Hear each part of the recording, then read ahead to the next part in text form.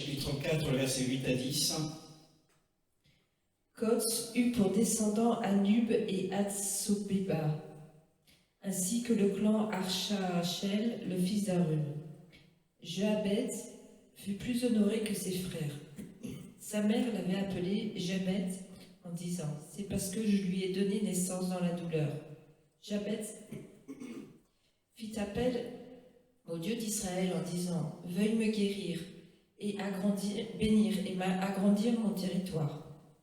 Que ta main soit avec moi, préserve-moi du mal, afin que je ne vive pas dans la douleur. » Et Dieu lui accorda ce qu'il avait demandé. Oui, le personnage le plus remarquablement cité dans ce registre de la tribu de Juda est Jabez. On ne nous dit pas de qui il était fils,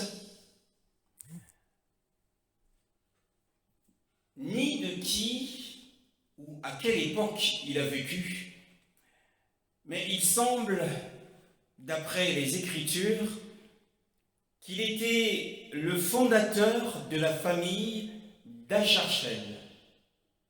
Au verset 8.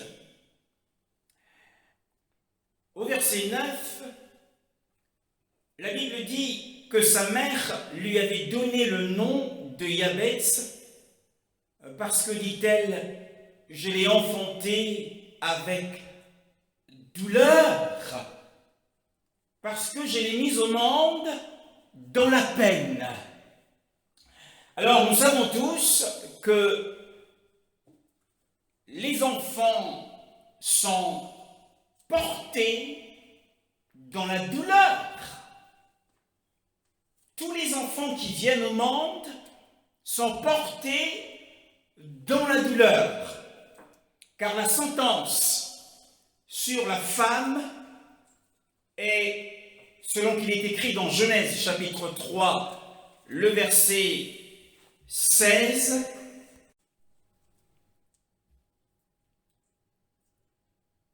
Il dit à la femme, je augmenterai la souffrance de tes grossesses.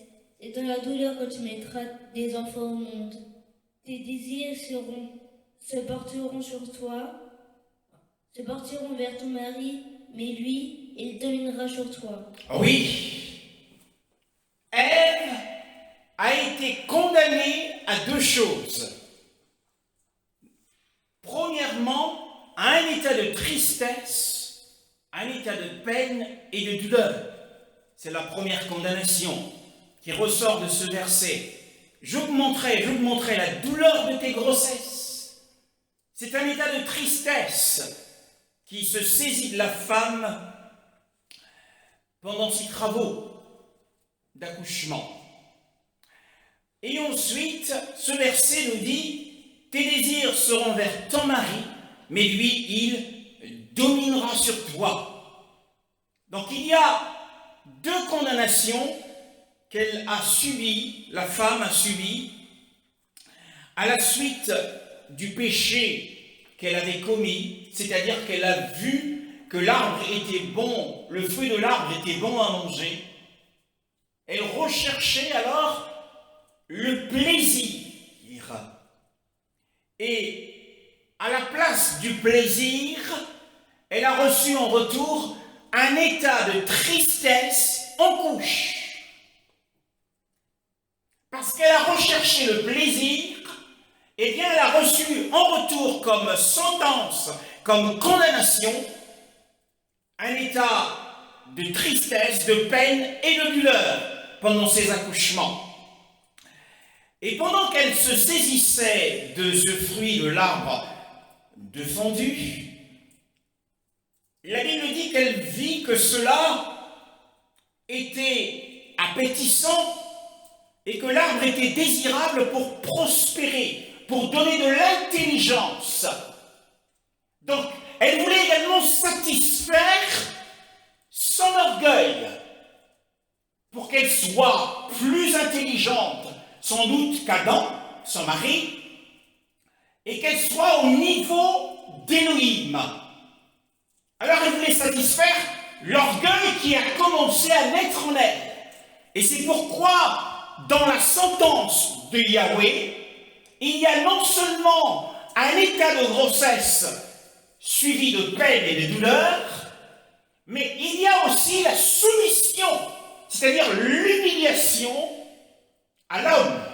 Elle doit être soumise à l'homme à cause de l'orgueil qui avait commencé à monter dans son cœur. Et c'est pourquoi, jusqu'à ce jour, les femmes doivent être soumises aux hommes à cause de l'orgueil de Ève. Elle voulait s'élever, alors quiconque s'élève sera abaissé. Et c'est pour cette raison que les femmes doivent être soumises aux hommes. Mais cet état de péché dans lequel elle a été entraînée comprend un certain nombre d'impressions de chagrin, d'impressions de crainte, eh bien, qui viennent sur l'esprit de la femme. La femme est plus apte à recevoir les impressions de crainte, les impressions de chagrin. Les femmes sont généralement sujettes à la dépression. Elles dépriment facilement, et cela suite au péché de Ève. Donc le péché que Ève avait commis a apporté la tristesse au monde. C'est à cause de ce péché que le monde est devenu et est appelé une vallée de larmes. C'est à cause de ce péché qui a emmené des pluies, des troubles sur nos têtes et qui a ouvert les sources de chagrin de nos cœurs. C'est à cause de ce péché que le monde est inondé de douleur, de souffrance et de tristesse. Si nous n'avions pas connu la culpabilité, nous n'aurions pas connu le chagrin. Les douleurs de l'accouchement d'une femme qui deviennent grandes, car j'augmenterai, dit Yahweh, sont l'effet du péché. Chaque douleur et chaque gémissement qu'elle éprouve en couche, eh bien, parle haut et fort des conséquences fatales du péché de Ève. Chaque fois qu'une femme qui arrive à terme de son accouchement éprouve des douleurs et qu'elle gémit sur son lieu de travail, sur sa table de travail, eh bien ces gémissements parlent haut et fort des conséquences du péché.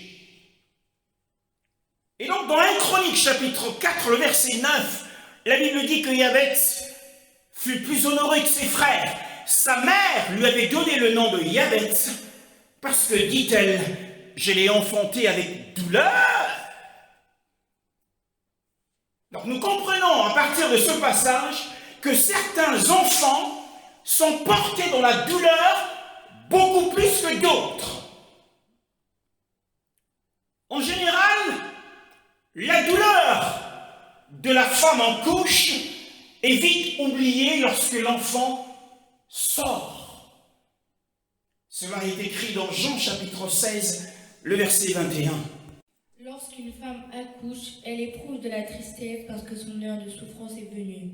Mais lorsqu'elle a donné le jour à l'enfant, elle ne se souvient plus de la douleur à cause de sa joie d'avoir mis un enfant au monde. Oui, elle ne se souvient plus, dit notre Maître, notre Seigneur, elle ne se souvient plus de sa tribulation à cause de la joie qu'elle a de ce qu'un être humain est né dans le monde.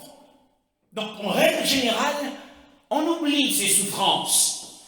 Mais, dans le texte que nous sommes en train d'étudier, la douleur de la mère de Yabetz était tellement extraordinaire qu'elle s'en était souvenue au moment de sa circoncision ou de la circoncision de l'enfant. Et elle prit donc soin, dit-elle, parce qu'il est écrit, parce que, dit-elle, je l'ai enfanté avec douleur, elle prit donc soin d'en perpétuer le souvenir pendant sa vie.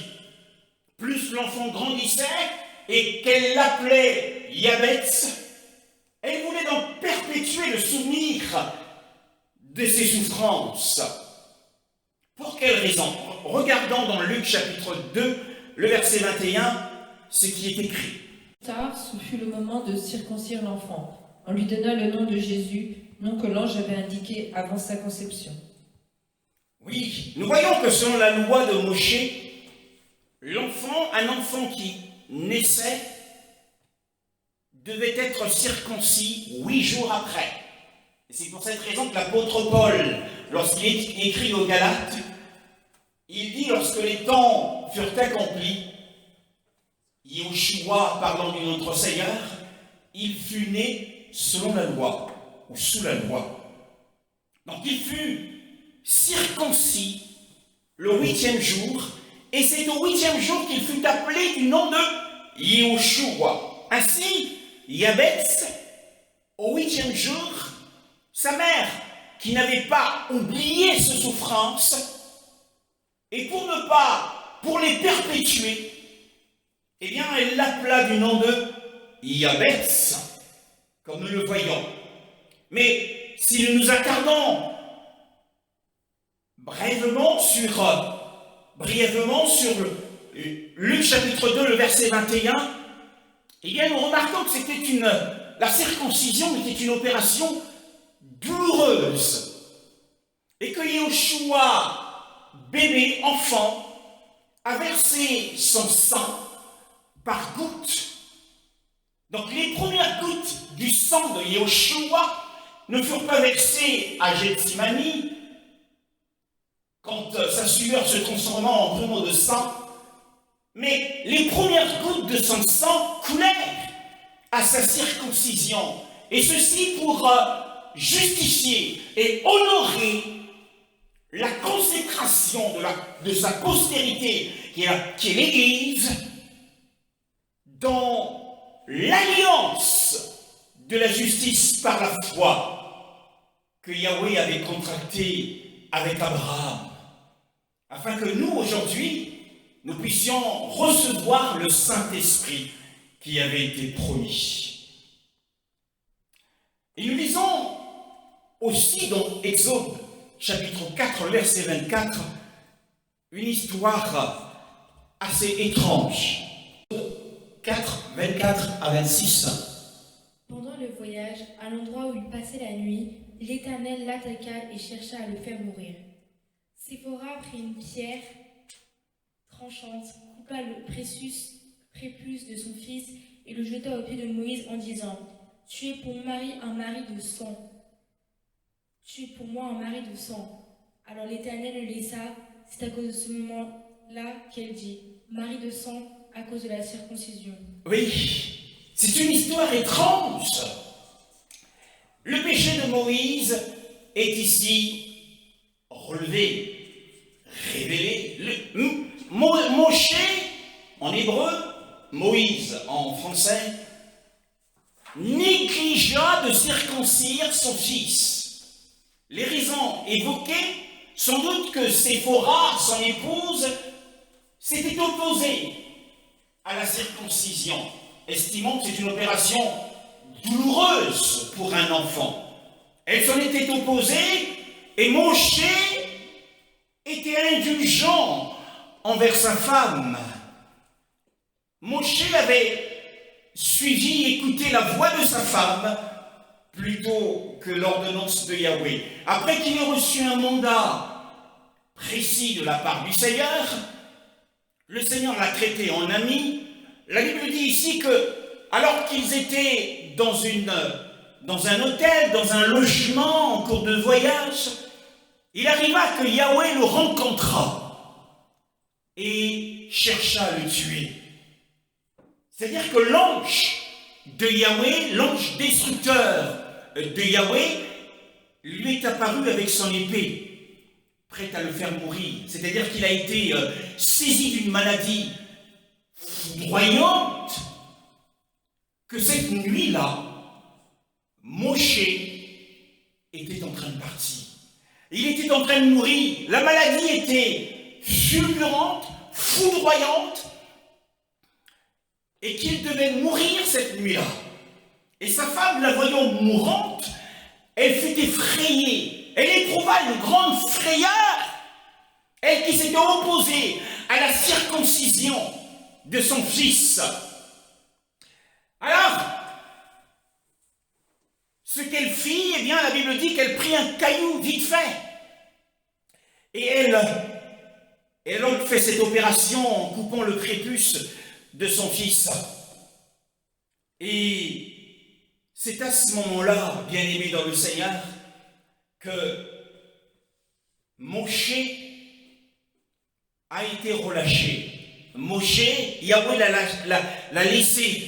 La maladie a disparu d'un seul coup. Parce que l'ange destructeur s'était retiré. Et parce que Moshe, avec son Dieu, son Elohim, l'avait obligé à circoncire son fils, eh bien, elle le traita de mari sanguinaire. Elle l'appelait mon mari sanguinaire. Ce n'était pas une appellation agréable à entendre, mais elle n'avait pas oublié cette frayeur, elle n'avait pas oublié cette douleur qu'elle avait éprouvée d'une mère qui éprouve une mère, voyant son fils si tendre, si enfant, à cet âge-là, de se faire circoncire. Époux de sang, c'est-à-dire époux mari sanguinaire.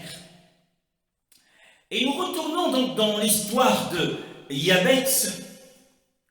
Sa mère l'appela du nom de Yabetz.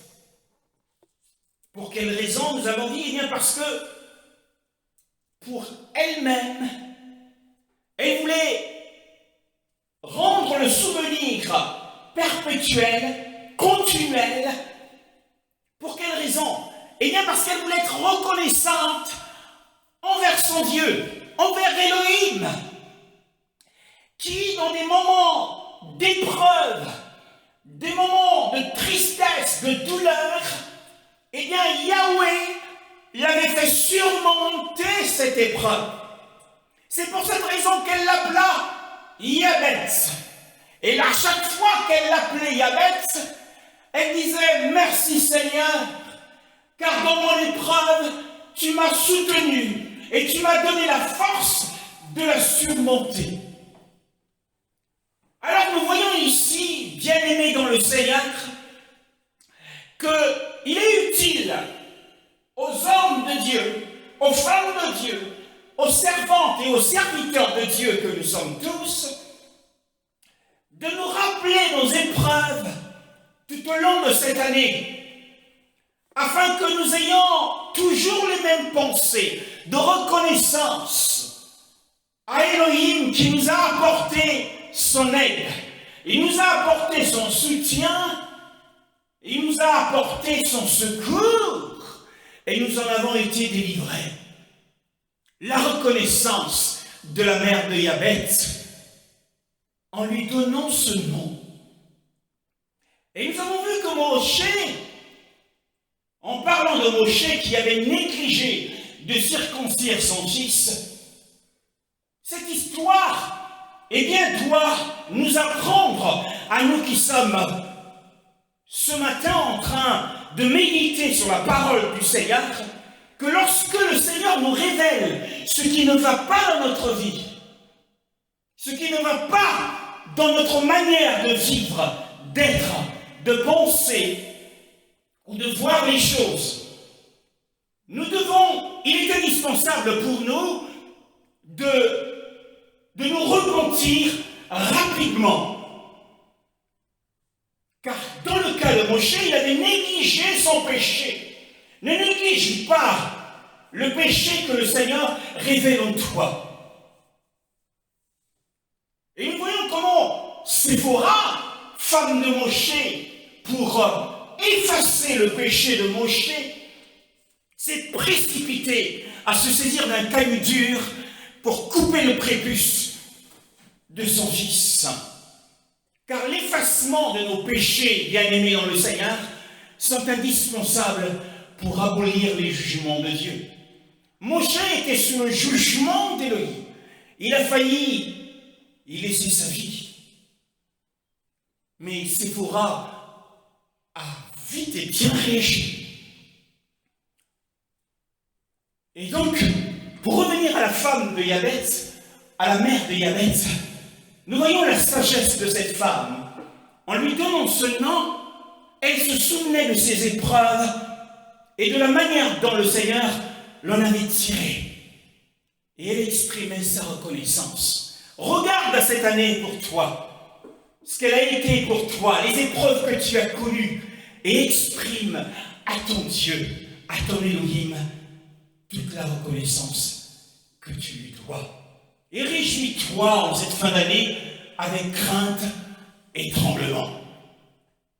Bien-aimé dans le Seigneur, quelle est l'autre raison qui fait que cette femme, dans sa sagesse, a donné ce nom à son fils, Yabet? Elle lui a donné ce nom de Yabet afin que son fils ait une toute autre vision du monde. Afin que son fils sache que le monde dans lequel nous vivons, on ne peut que s'y attendre de peu de jours. Et que dans le monde où nous vivons, il y aura toujours des tribulations. Donc, nous le découvrons dans le psaume 90, le verset 10. La durée de notre vie s'élève à 70 ans, et pour les plus robustes, à 90 ans. Oui, ce psaume 90, qui est celui de Moshe, eh bien, les jours de nos années s'élèvent à 70 ans. Pour quelle raison? Le monde dans lequel nous vivons, la vie des hommes en général. Ici, Moshe parle de la vie des hommes en général, s'élève, dit-il, à 70, et si l'on a de la force, à 80 ans. C'est une durée de vie moyenne, une espérance de vie moyenne. Et ce, depuis les jours de Moïse, depuis les jours de Moshe. C'est ainsi. Avant lui, les hommes vivaient en général 100 ans, voire 150 ans. Mais depuis les jours de Moshe, cette durée moyenne est difficilement dépassée par certaines personnes. Et beaucoup d'hommes, de femmes et d'enfants, beaucoup d'hommes et de femmes, n'approchent jamais de 70 ou de 80 dans certaines parties du monde. Et le fait que depuis le temps de Moshe, l'espérance de vie ait été réduite, eh bien la raison principale, c'est que Moshe fut le premier homme à qui avait été confiée la mission de mettre par écrit la révélation divine. Et qu'avant lui, cette révélation divine était transmise par tradition orale. Donc les hommes vivaient plus longtemps pour transmettre aux jeunes générations la révélation divine. Mais depuis que Moshe a écrit les 5 livres de la Genèse au Deutéronome, les raisons pour lesquelles les hommes vivaient plus longtemps ne sont plus les mêmes. Et donc l'espérance de vie a été réduite à 70 en moyenne et à 80. En voilà la raison. Et donc, Iabet, son nom qu'il porte, lui donnait une toute autre vision du monde. Par le nom qu'il portait de Iabet, la douleur qu'il porte en son nom a contribué à donner un sérieux à son esprit. C'était un homme sérieux. Parce qu'il devait se rappeler, lui aussi, que sa mère avait souffert pour lui. Il était l'enfant qui avait le plus coûté, qui avait coûté le plus cher à sa mère que ses autres frères. Alors il devint très sérieux. Et parce qu'il savait qu'il était né dans la douleur, telle était l'explication, la signification de son nom, alors il a aimé et il a honoré sa mère plus que les autres frères. Il était une consolation pour sa mère, tant il savait que sa mère l'avait mise au monde dans la douleur. 1 Timothée chapitre 5, le verset 4. Qu'est-il écrit? Si une veuve a des enfants ou des petits-enfants, qu'elles apprennent à exercer la piété d'abord envers leur propre famille et à rendre à leurs parents ce qu'ils ont reçu d'eux, car cela est agréable à Dieu. Oui, cela est agréable à Dieu que les enfants récompensent leurs parents pour le bien que leur père et leur mère leur ont apporté. Ainsi, Iabet était plus considéré que ses frères parce qu'il honorait ses parents, parce qu'il aimait et respectait sa mère. La Bible dit qu'il était plus considéré, plus honoré que ses frères. Comment cela était-il possible? Nous retournons dans 1 Chronique 4, verset 9, cette fois-ci. Il était plus considéré, plus honoré que ses frères.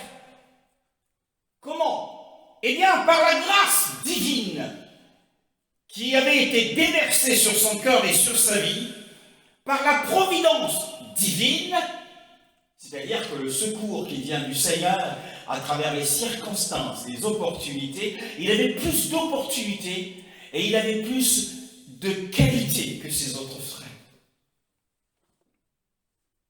Donc, il était élevé au-dessus de ses frères par la grâce de Dieu. Il était élevé au-dessus de ses frères par la providence de Dieu. Nous n'avons pas tous les mêmes providences. Certains ont des opportunités extraordinaires. Ils sont élevés en dignité, d'autres ne le sont pas. Les occasions, les portes qui s'ouvrent dans la vie ne sont pas toujours les mêmes pour tous. Tout cela dépend de la grâce spéciale de Dieu et de la providence de Dieu. Certains, pour vivre, ils doivent travailler dur, et d'autres, quand ils naissent, ils sont héritiers d'un patrimoine, d'une richesse, et ils n'ont pas besoin de faire autant d'efforts. Donc il fut considéré plus honoré que ses frères, il fut élevé au-dessus de ses frères. Eh bien, grâce à la faveur divine, grâce à la providence divine. Et la douleur dans sa mère qu'il avait accouchée, qu'elle éprouvait, cette douleur fut récompensée par la bénédiction qui était sur la vie de cet enfant. Alors elle devint une femme très heureuse, très heureuse. J'ai souffert, mais me voici récompensée, consolée. On ne nous dit pas pourquoi il fut honoré plus que ses frères.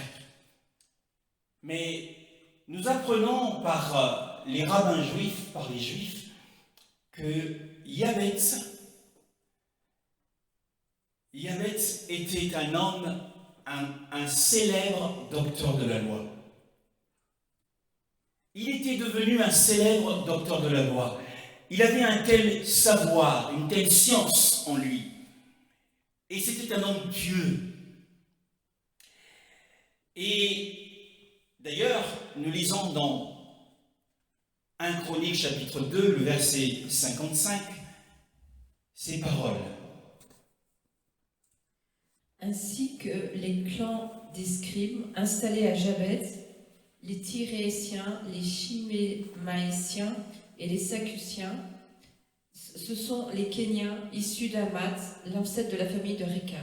Alors nous voyons ici que la ville dont il est fait mention au verset 55 porte ce nom de lui. Donc les scribes, c'est-à-dire les docteurs de la loi, habitaient là. Et donc d'après les juifs, donc les rabbins juifs, ce docteur de la loi était tellement célèbre qu'il a laissé derrière lui un nombre incalculable de disciples qui devinrent plus tard des scribes versés dans la loi de Moshe. Donc c'était un homme rempli de connaissances. Et nous savons que s'il y a une chose qui aide un homme à être honorable parmi les hommes, c'est bien sa connaissance. Nous en avons l'exemple du jeune Émilien dans les jeux télévisés. Et dans l'histoire des jeux télévisés de France, c'est l'homme qui a exprimé plus de connaissances. Donc l'honneur d'un homme ne vient pas de sa fortune, mais l'honneur d'un homme vient de la qualité de sa sagesse et de sa connaissance. Donc Yabetz était devenu un éminent homme rempli de sagesse et de connaissance. Et par sa piété, nous voyons ici, au verset 10, Yabetz invoqua l'Élohim d'Israël. Alors en fait, nous voyons qu'il était un homme de prière. Son inclination à la vie de prière le rendait vraiment honorable. Et par la prière, il a obtenu de Elohim des bénédictions qui ajoutaient beaucoup plus à son honneur. Bien-aimé dans le Seigneur, le moyen vraiment grand, le moyen d'être vraiment grand, d'être éminent aux yeux du Seigneur, d'être grand aux yeux du Seigneur, c'est d'être vraiment un homme de bien et de beaucoup prier. Ceux qui prient beaucoup et ceux qui sont des hommes de bien, c'est que c'est une femme de bien qui accomplit des actes de vertu et qui prie beaucoup. Vous serez grand aux yeux du Seigneur. Deutéronome, chapitre 33, le verset 6 à 7. Que Ruben vive et ne meure pas, et que ses hommes soient nombreux. Voici ce qu'il dit sur Juda. Écoute, Éternel, la voix de Juda, et ramène-le vers son peuple. Que ses mains soient puissantes, et que tu le secours contre ses ennemis. Oui, l'Esprit voudrait que l'on commence par le verset 6. Que Ruben vive et ne meure point. Pourquoi? Nous savons que l'histoire de Ruben n'était pas glorieuse. Ruben, le premier fils de Jacob, a couché avec la femme de son père. Et à cause de cela, lorsque Jacob a prophétisé sur les 12 fils d'Israël, il a été écarté de la bénédiction. Ruben avait perdu l'honneur de son droit d'aînesse à cause de son péché, du péché sexuel qu'il avait commis. Mais ici, Moshe, lorsqu'il commence les bénédictions sur les tribus d'Israël, il ne l'oublie pas. Pourquoi? Eh bien, le Seigneur veut nous dire ce matin que nous ne devons pas insulter ceux qui, à un moment donné de leur parcours dans le Seigneur, ont été déshonorés, ils se sont déshonorés eux-mêmes, ont perdu l'honneur et le droit d'aînesse dans un péché sexuel, que ce soit un pasteur, un frère ou une sœur. Et si cela fait 10 ans, 15 ans, 20 ans, 30 ans que ce péché avait été commis, le Seigneur veut dire ici que lorsqu'un homme a commis un péché, que ce péché, il y a eu réparation dans sa relation avec le Seigneur, nous ne devons pas en reparler. Parce qu'en reparlant de cette chose, nous insultons cette personne et nous sommes en train de perpétuer les marques d'infamie qui étaient attachées, justement attachées à cette personne il y a 15, 20 ans, 30 ans, 50 ans. C'est un message pour les églises, c'est un message pour les frères, un message pour les sœurs, de ne pas perpétuer les marques d'infamie de quiconque, à un moment donné de son parcours, est tombé dans le péché sexuel. De ne pas en reparler, de ne pas jeter la boue, le discrédit, de ne pas insulter ces personnes. C'est un grave péché. Nous voyons ici que Moshe ne l'écarte pas de la série de bénédictions, mais il dit que Ruben vive. C'est-à-dire que Ruben doit vivre dans ce monde, et Ruben ne doit pas être frappé ne doit pas être blessé par la seconde mort après son décès. Ruben bénéficiera de la vie éternelle.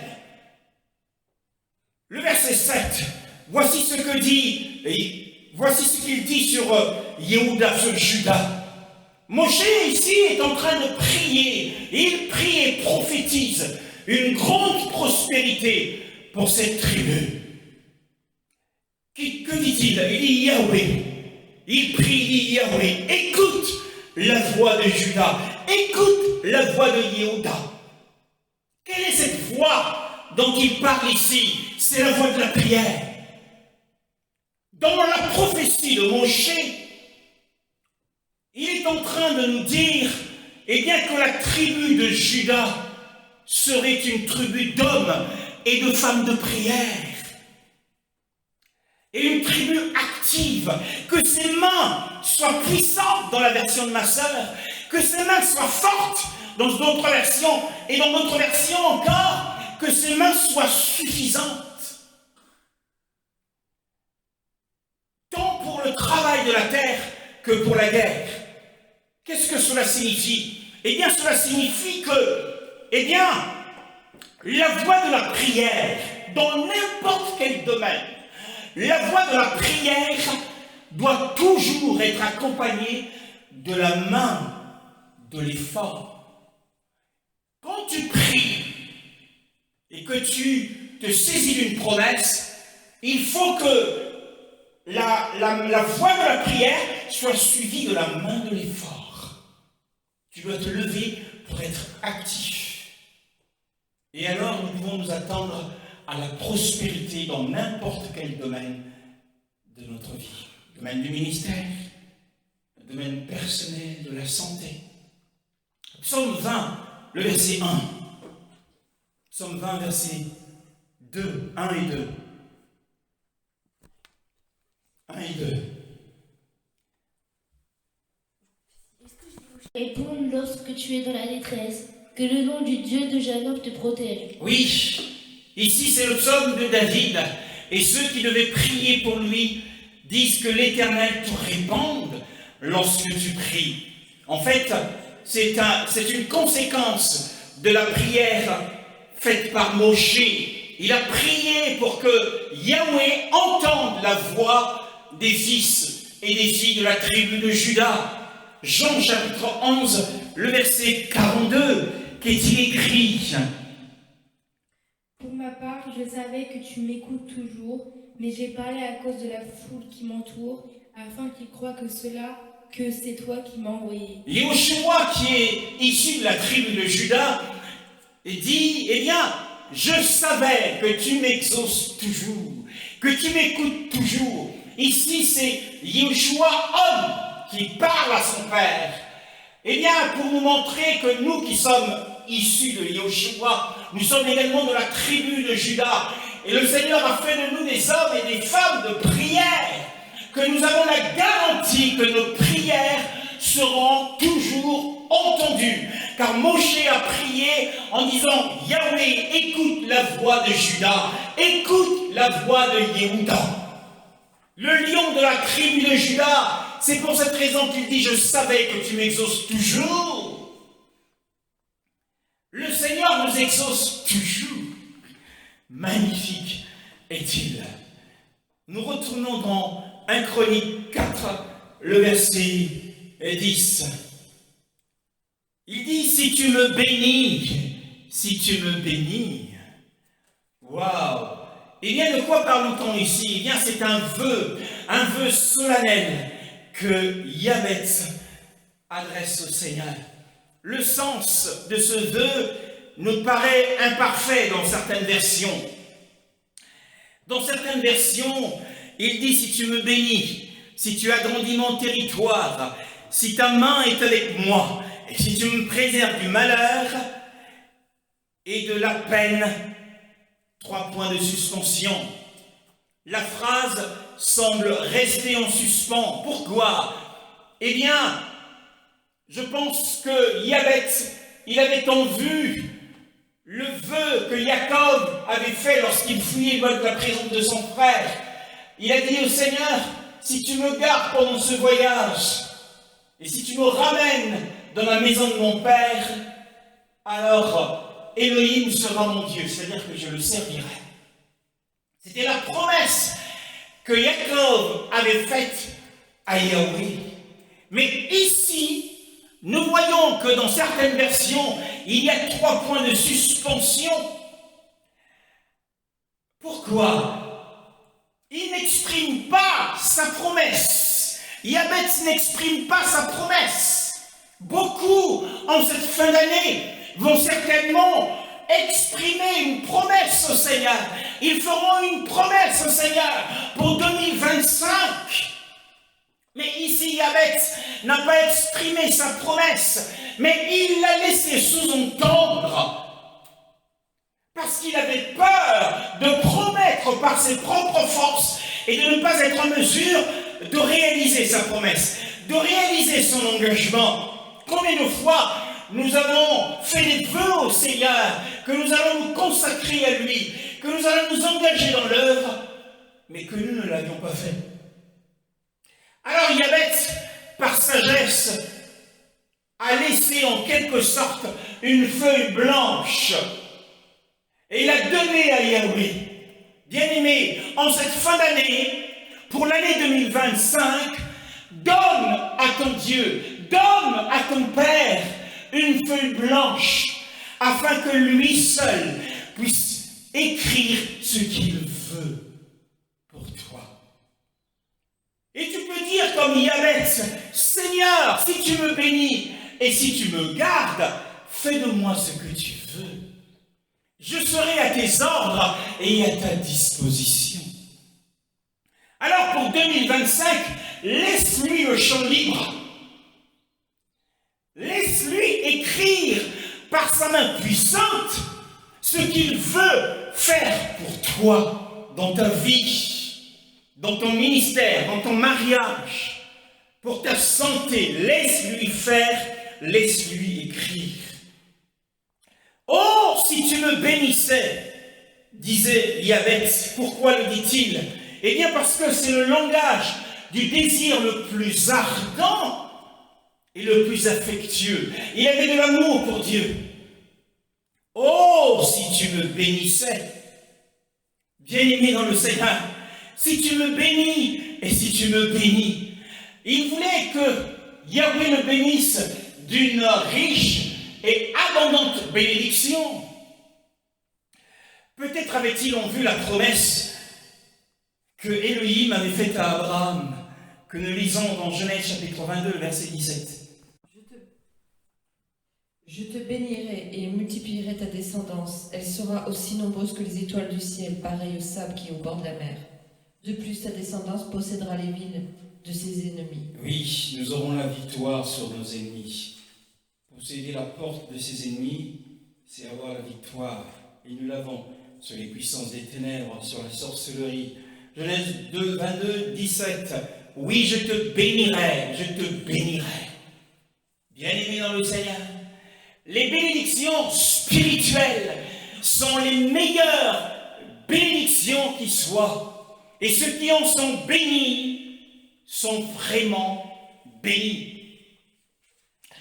Les bénédictions d'Élohim sont des choses réelles qui produisent des effets réels. Oui. En ce qui nous concerne, lorsque nous disons que Dieu te bénisse, c'est un souhait pour nous, c'est une prière, c'est un désir. Mais celui qui ordonne la bénédiction, c'est Elohim lui-même. Nous pouvons souhaiter bénir en cette fin d'année, faire des proclamations de bénédiction pour les hommes, les femmes, dans les congrégations, dans les grandes assemblées. Mais celui qui ordonne la bénédiction, c'est Elohim lui-même. S'il ne seconde pas la prophétie qui est donnée, eh bien la bénédiction ne viendra pas.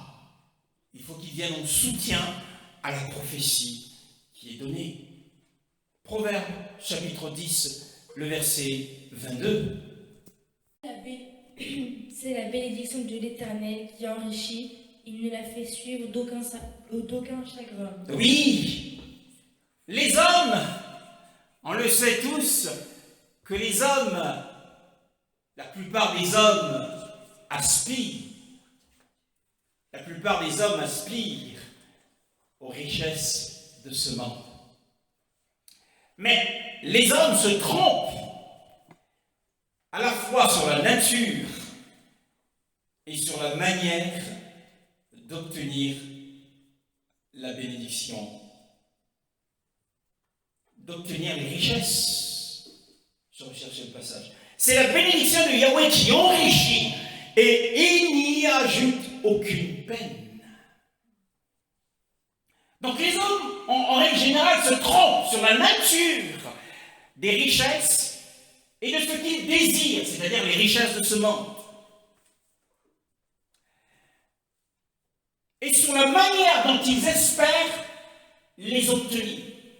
Ils se trompent tous. Nous apprenons à partir de ce passage, bien-aimés, écoutez-moi, que la richesse qui est vraiment désirable, la richesse que les hommes, que ce soit les hommes d'église, que ce soit les gens du monde, la richesse que les hommes désirent, c'est celle qui vient de la bénédiction d'Élohim. C'est la bénédiction de Yahweh qui enrichit et il n'y ajoute aucune peine. C'est-à-dire qu'il n'y a aucun souci inquiétant sur la manière de l'obtenir. Il n'y a aucun chagrin qui viendra nous tourmenter sur la manière de la conserver. C'est une chose d'obtenir les richesses, c'est une autre chose de la conserver. Et ceux qui ont les richesses, en généralement un esprit tourmenté, ils ont peur de perdre leurs biens. Mais on nous dit ici que la bénédiction de Yahweh qui enrichit, il n'y ajoute aucune peine de ce genre, aucun souci, aucun chagrin. Cela signifie que l'amour de Dieu, l'amour d'Élohim, lorsqu'il ordonne, et bien que cet amour d'Élohim ordonne à la bénédiction qui enrichit d'être avec nous dans nos entreprises, eh bien il l'a fait accompagner de la grâce d'Élohim. Et que fait cette grâce dans notre vie? Eh bien, cette grâce va préserver notre âme, va préserver notre cœur des convoitises et des passions qui viennent troubler, qui sont turbulentes, qui viennent troubler le cœur de l'homme lorsque les richesses s'accroissent. Parce que l'accroissement des richesses stimule, en règle générale, un certain nombre de convoitises. Il est assez étonnant de voir que certains frères qui ont été honorés plus que d'autres à des grands postes de responsabilité, ces frères qui ont évolué avec nous dans la jeunesse, dans la foi, une fois qu'ils sont devenus, qu'ils peuvent toucher à des richesses de ce monde, leur attitude, leur comportement changent. On a l'impression que la bénédiction qui leur a été accordée n'a pas été accompagnée de la grâce divine pour préserver leur esprit et leur âme. Ils ne sont plus autant consacrés qu'ils l'étaient auparavant. C'est une tristesse. Mais les Écritures nous disent que la bénédiction de l'Éternel qui enrichit, il ne la fait suivre d'aucun changement, d'aucun chagrin, d'aucun changement d'esprit. Au contraire, notre âme est préservée. Retour au texte de base. La Bible dit, si tu me bénis, tu agrandiras mon territoire. Il voulait simplement dire que le Seigneur allait le faire prospérer dans ses efforts. Nous devons fournir des efforts pour le royaume, pour notre vie, pour accroître ce qui nous a été accordé comme domaine pour le travail du Seigneur et pour les batailles spirituelles. Mais aussi, lorsqu'il prie, il dit, eh bien, si tu élargis mon territoire, nous avons besoin que nos cœurs, qui sont souvent très étroits, soient élargis.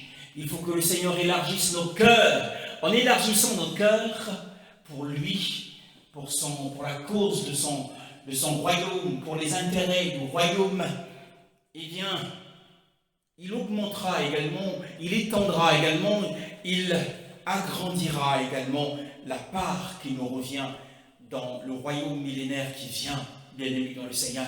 Plus notre cœur est élargi pour Élohim sur la terre, plus nous aurons une grande part dans le royaume millénaire.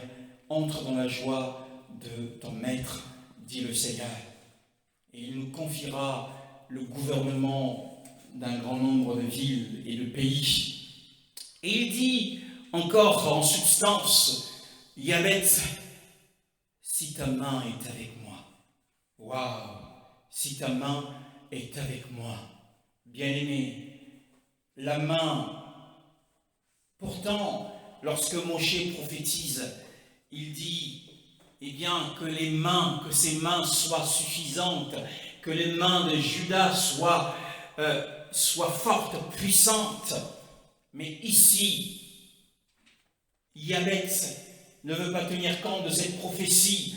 Il dit, eh bien, que la main de Yahweh soit suffisante plutôt que mes propres mains, c'est-à-dire la présence de sa puissance, la main d'Élohim avec nous pour 2025, pour nous guider, nous protéger, nous fortifier et réaliser ces œuvres par nous, en nous, et sera en effet la main suffisante pour nous, entièrement suffisante pour 2025. C'est le titre que nous portons à ce message, la main suffisante d'Élohim pour 2025. Ésaïe 59, le verset 1. Le bras de l'Éternel n'est pas venu trop court pour sauver, ni son oreille trop dure pour entendre. Oui, il y avait un problème. Il y avait un problème. Le prophète ici, il essaie de rectifier une erreur parce que les fils d'Israël se querellaient avec Élie.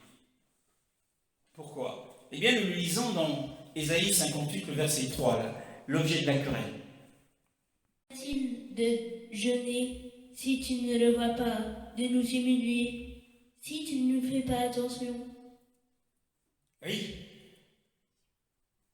C'est que le jour où vous jeûnez, vous accomplissez vos propres désirs et traitez durement tous vos ouvriers. oui. Eh bien, ici, le prophète décide de rectifier cette chose. La Bible dit, en réalité, ils se sont plaints auprès du Seigneur qu'ils avaient jeûné et qu'ils n'avaient pas obtenu ce qu'ils recherchaient à travers le jeûne, à travers la prière. Ils ont jeûné, ils ont prié. Peut-être as-tu jeûné, peut-être jeûnes-tu une fois par semaine, 2 fois par semaine, et pries-tu, mais tu n'as pas obtenu la délivrance que tu espérais. Et à cette époque, eh bien, les Juifs étaient en querelle contre le Seigneur.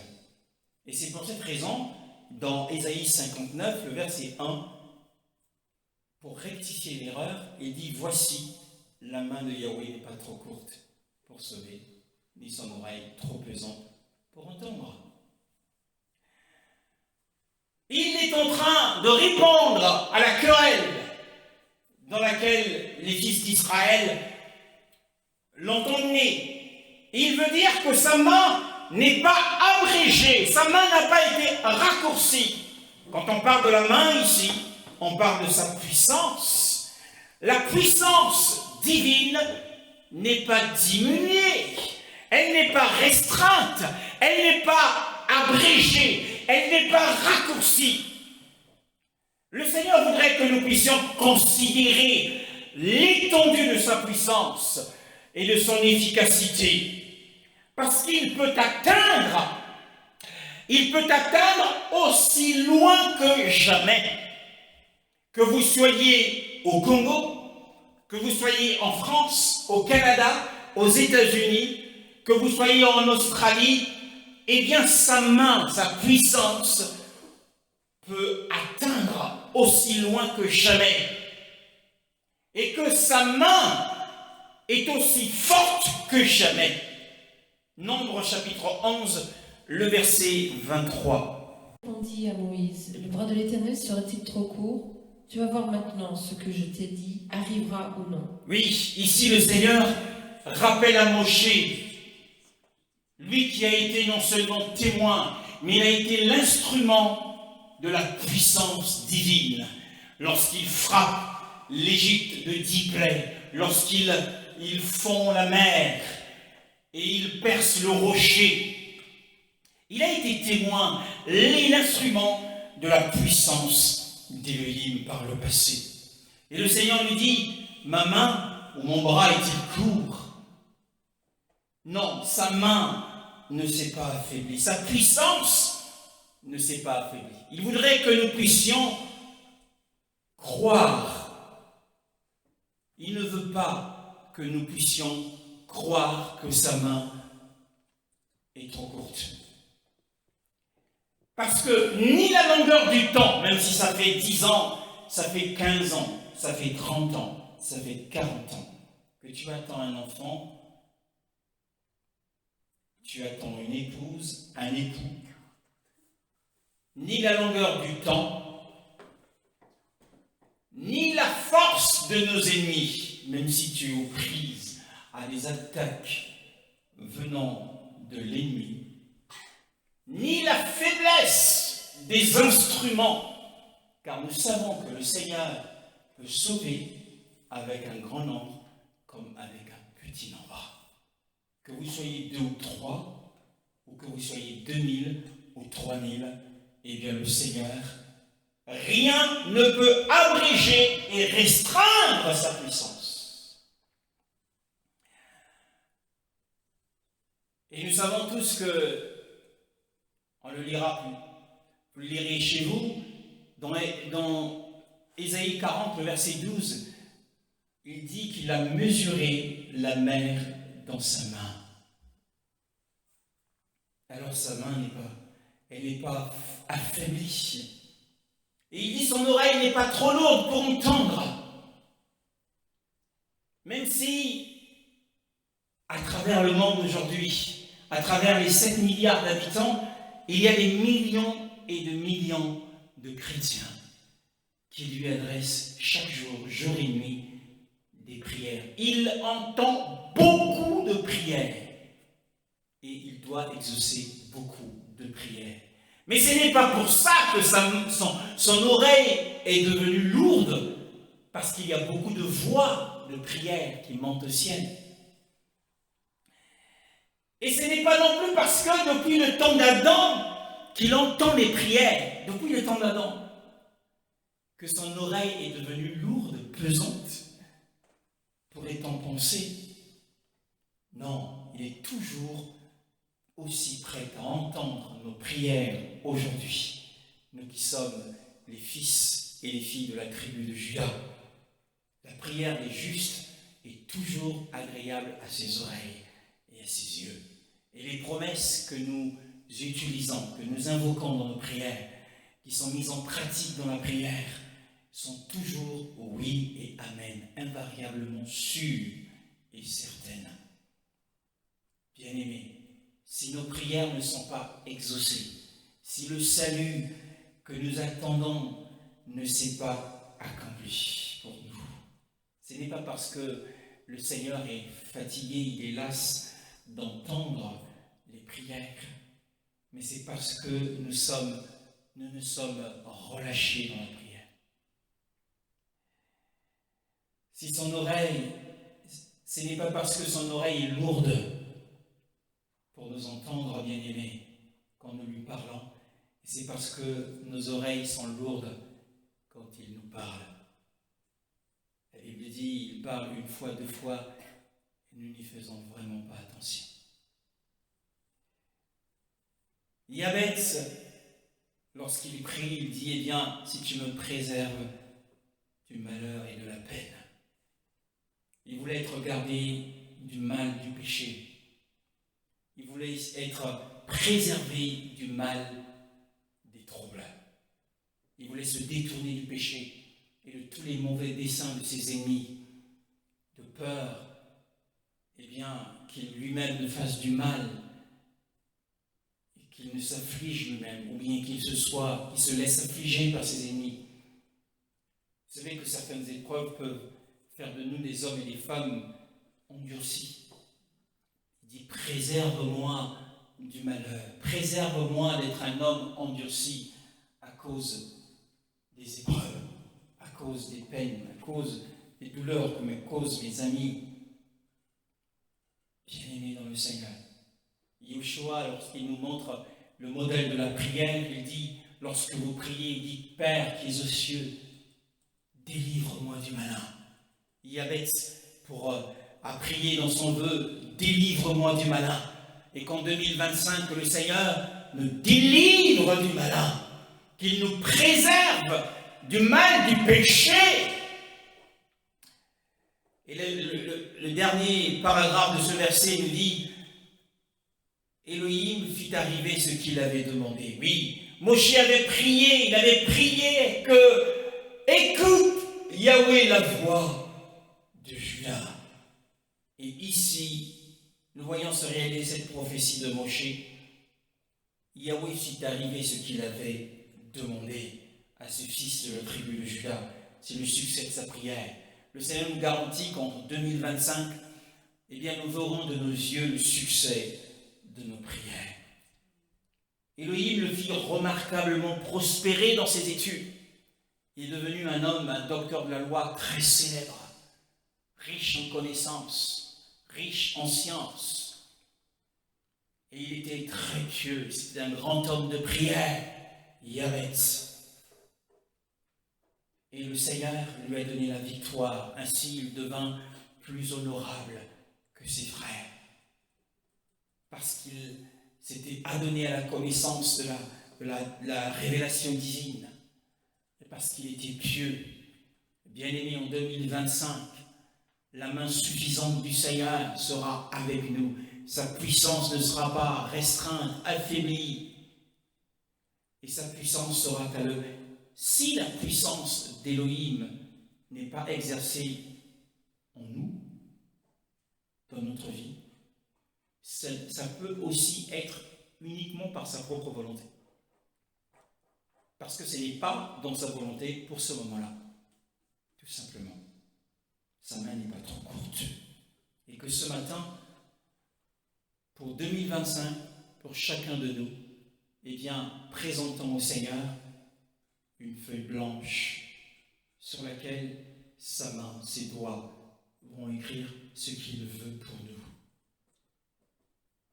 Ce qu'il veut que nous soyons.